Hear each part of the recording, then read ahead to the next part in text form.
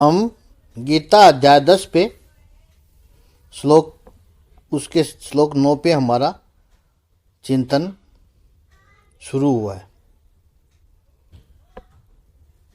शांति सुख पाने के लिए प्रभु कह रहे हैं, संसार की शांति और सुख पाने के लिए ये हमारा मन संसार में जाता है, लेकिन मिलती नहीं है। कोशिश करते रहता है लेकिन अधूरापन रहता है, उसे लौट कर आना पड़ेगा। ये मन जब लय होगा परमात्मा में, जब उपराम स्थिति आएगी, तब जैसे हमने कल कहा था, इच्छा, कामना और वासना, ये तीन बातें कही थी। वैसी ही वो मन जब लौटता है परमात्मा के पास, परमात्मा के पास आता है, तब क्या आता है? आत्मरति, आत्मतृप्ति और आत्मसंतुष्टि आती है। यह मतः चिता होने के बाद ही होता है। जैसे पानी का अपना स्वभाव होता है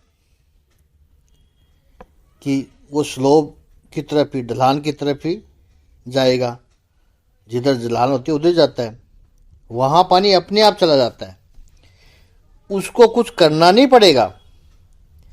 लेकिन नीचे से पानी को ऊपर चढ़ाना होगा टंकी में या और कहीं, तो फिर मोटर लगानी पड़ेगी, कोई यंत्र लगाना पड़ेगा। ठीक इसी तरह मन को संसार से यदि संसार में जाने देना है तो कुछ करना नहीं पड़ेगा, वो तो सभी का चला जाता है, उसके लिए कोई प्रयास नहीं करना पड़ता। लेकिन संसार से हटाकर मन को ईश्वर की ओर लाना हो तो वहां पर कुछ यंत्रणा, कुछ मैकेनिज्म, कुछ प्रक्रिया करनी पड़ती है, और वही प्रक्रिया है योग, वही प्रक्रिया है भक्ति, वही प्रक्रिया है ध्यान। वहां मेहनत करनी पड़ती है।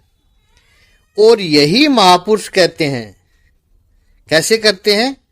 बोधयन्तः परस्पर, एक दूसरे को निरंतर याद कराते रहते हैं ज्ञान का, अपने अपने अनुभव बताते रहते हैं। मेरी साधना का ये अनुभव आया, आपका क्या अनुभव है? दूसरों के अनुभव से हम सीखें और हमारे अनुभव से कोई दूसरा प्रेरित हो, प्रेरणा ले। कथयन्तश्च माम नित्यम। और यह जब स्थिति आती है तो शुरुआत के लिए तो मतचिता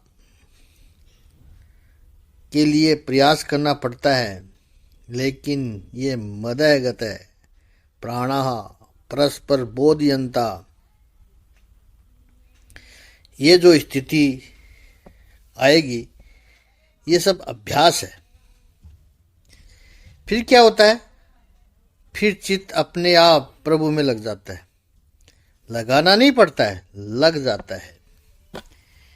भीतर के सुख की अनुभूति होने लगेगी, निज आनंद की जब अनुभूति होने लगेगी तो कितना आनंद आएगा उस समय।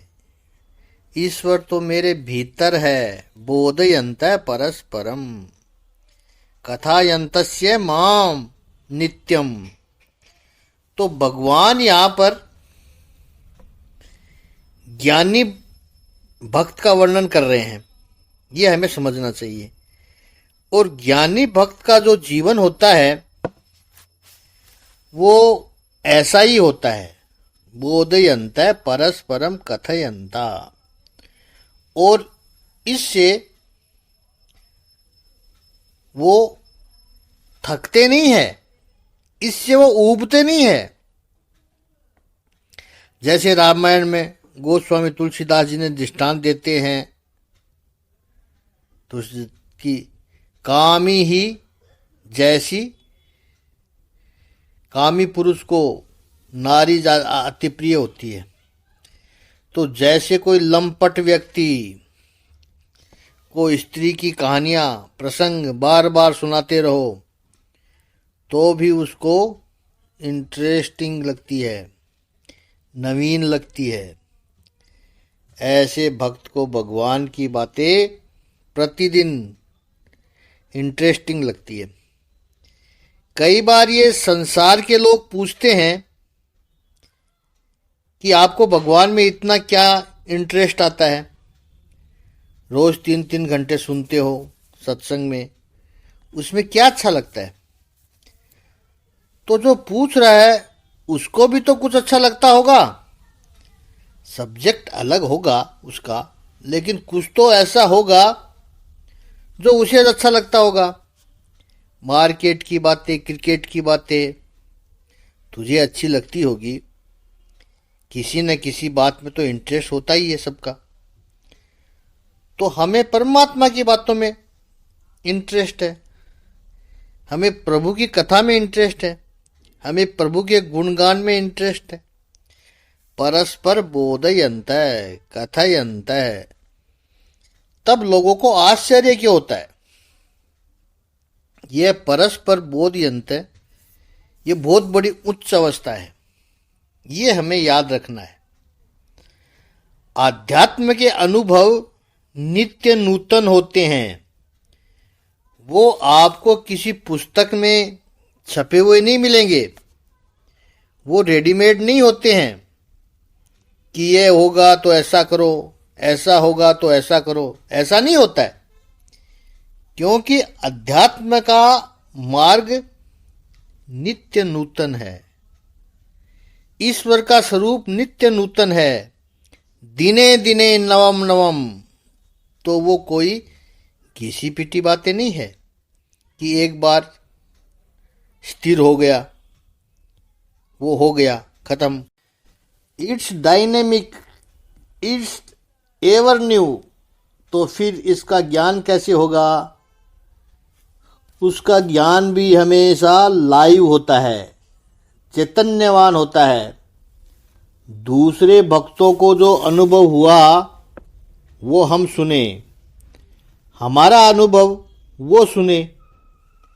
एक दृष्टांत से समझने का प्रयास करें इस बात को कि कई बार आप देखोगे कि भक्त दूसरों के लिए तो प्रेरक बन सकता है, द सोर्स ऑफ इंस्पिरेशन बन सकता है, लेकिन कई बार स्वयं अपने लिए वो उसकी एक मर्यादा आ जाती है।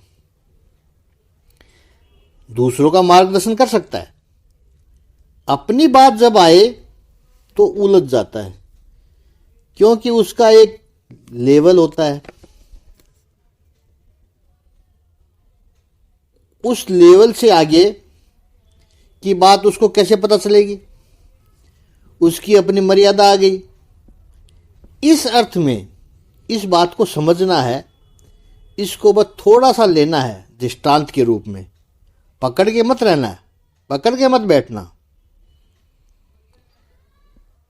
दूसरे को प्रकाश देता है, जैसे दिया, दिया दूसरे को प्रकाश देता है, लेकिन उसकी जो अपनी जो समस्या है, उसकी अपनी जो मर्यादा है, वहां पर कहीं वो रुक जाता है, उसकी मर्यादा आ जाती है एक। तो दिए के नीचे जो अंधेरा है वो कैसे दूर होगा? उसके लिए एक ही उपाय है, कोई दूसरा जलता हुआ दिया उसके पास लाकर रख दो। दोनों दिए जब अलग अलग थे तब दूसरों को प्रकाश दे रहे थे, लेकिन अपने नीचे वो अंधेरा था, उसको दूर नहीं कर पा रहे थे। लेकिन ये दो दिए जब पास में आ जाएंगे तब वो दूसरों को तो प्रकाश देंगे, लेकिन अपना अपना अंधेरा भी दूर करेंगे, कर पाएंगे दूर। भगवान जो भगवत गीता में यहाँ कहते हैं 10वें अध्याय के 9वें श्लोक में, परस्परम बोधयन्ते। ये दो प्रज्वलित दिए जब पास में आते हैं तो समाज को प्रकाशित आलौकिक कर देते हैं, लेकिन अपना अंधेरा भी दूर करते हैं। परस्परम बोधयन्ते, दोनों एक दूसरे से प्रकाश मिलता है, एक दूसरे से ज्ञान मिलता है। इसलिए प्रिय स्वजनों, अध्यात्म मार्ग में सत्संग की बहुत महत्ता है। अकेला व्यक्ति कंफ्यूज हो जाएगा, सहयात्री हो साथ में, भक्त हो साथ में। इसलिए देखो हमारे यहाँ गुरु प्रथा है, गुरु भाई, इनकी बड़ी महत्ता है। एक दूसरे के पूरक बन जाते हैं। परस्पर बोधयन्ता, बड़ी ही सुंदर बात यहाँ पर प्रभु ने की है। और वो करते हुए फिर माम नित्यम तुष्यन्ति च रमन्ति च, उनको उसमें एक प्रकार का संतोष मिलता है। किसको? स्पीकर जो वक्ता है, उसने अपना अनुभव किया, वो अपने आप को एक्सप्रेस कर सका, उसको उसमें एक संतोष मिलता है, क्योंकि उसने अपने आप को जो प्रकट किया है वो सामने वाले के कल्याण के लिए किया है। वो अपनी कोई मर्यादा है, लिमिटेशन है, उसको दूर करने के लिए किया है। अहंकार से अपने आप को ऐसा नहीं करता है वो कि मुझे ऐसी अनुभूति हुई है, देखो मैं भक्ति मार्ग में, ज्ञान मार्ग में या अध्यात्म मार्ग में इतना आगे बढ़ गया हूँ, उसके लिए नहीं कर रहा है वो। परस्पर बोधयन्ते है, उसका हेतु बहुत ही सुंदर है। इसलिए उसको, वक्ता को अपने आप को प्रकट करने में संतोष की अनुभूति होती है। तुष्यन्ति च, और जो श्रोता है उसको आनंद की अनुभूति होती है। दे बोथ लिविंग ब्लीस, वक्ता और श्रोता परस्परम बोधयन्ते करते समय तुष्यन्ति यानी कंटेंटमेंट, रमन्ति यानी डिलाइट, इन दोनों का अनुभव होता है एक साथ, एक दूसरे को। क्यों? क्योंकि दोनों एक दूसरे से जुड़े हुए रहते हैं। मधुसूदन सरस्वती जी ने कहा रमन्ति, यानी मानो जैसे कोई सबसे प्रिय व्यक्ति मिला हो आपको, तो उसके साथ से जैसा आनंद आता है, उसके सानिध्य में वैसा आनंद आता है, वैसा ही आनंद मिलता है। एक और बात कहकर फिर अगले श्लोक पर चलें। संस्कृत व्याकरण को यदि आप स्ट्रिक्टली फॉलो करो, पाणिनि की ग्रामर को, तो यहाँ पर जो प्रभु ने कहा है तुष्यन्ति च, रमयन्ति च, ये रमयन्ति ग्रामेटिकली गलत है, क्योंकि रम धातु संस्कृत में धातु के दो प्रकार है, आत्मनेपद और परस्परे पद। व्याकरण की डिटेल में नहीं जा रहे हैं, लेकिन जो आत्मनेपद जो धातु है उसका जो पद करना है वो रमन्ति नहीं होना चाहिए, रमन्ते आना चाहिए यहाँ पर। लेकिन यहाँ तो स्पष्ट लिखा है रमन्ति च, रमन्ते होना चाहिए था। तो भगवत गीता के जो अभ्यासु है उन्होंने कहा भगवान श्री कृष्ण कभी गलत बोलते ही नहीं है, भगवान तो सही ही बोलते हैं। तो हमारे ही पढ़ने में भूल हो रही है। श्लोक देखिए, तुष्यन्ति च रमयन्ति च। तो तुष्यन्ति तो ठीक है, अब दो जगह च आ गया तो एक च का अर्थ होता है और, तुष्यन्ति और रमयन्ति।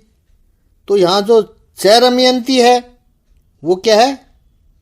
च चर्मयन्ति च, चर्मयन्ति च कहा है प्रभु ने, संतुष्ट होते हैं।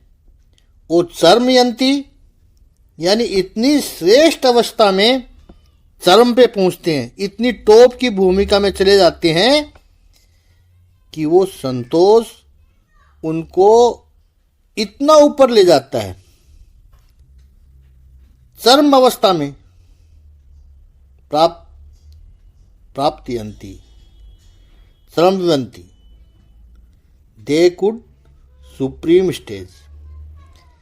परमात्मा में चित्त एकाग्र किया, परमात्मा के लिए जीवन समर्पित किया, अपने लाइक माइंडेड लोगों के साथ, भक्तों के साथ, साधकों के साथ इसकी चर्चा की, एक दूसरे के अनुभव शेयर किया और इससे इतना संतोष होता है कि वो इतनी सुप्रीम स्टेट में पहुंच जाते हैं। चर्मयन्ति च तुष्यन्ति च चरमयन्ति च। सही सत्संग का परिणाम है ये चर्मयन्ति। यदि हम साधना में, सत्संग में सही मार्ग पर है तो ये अनुभूति हमें होनी चाहिए।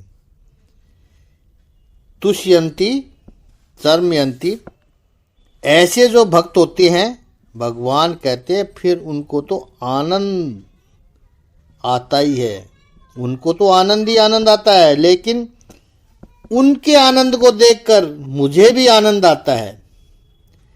और भगवान का तो एक हेतु भाव है, हित का भाव होता है कि जब भगवान को आनंद आता है तो प्रभु उन भक्तों पर अपार कृपा करते हैं।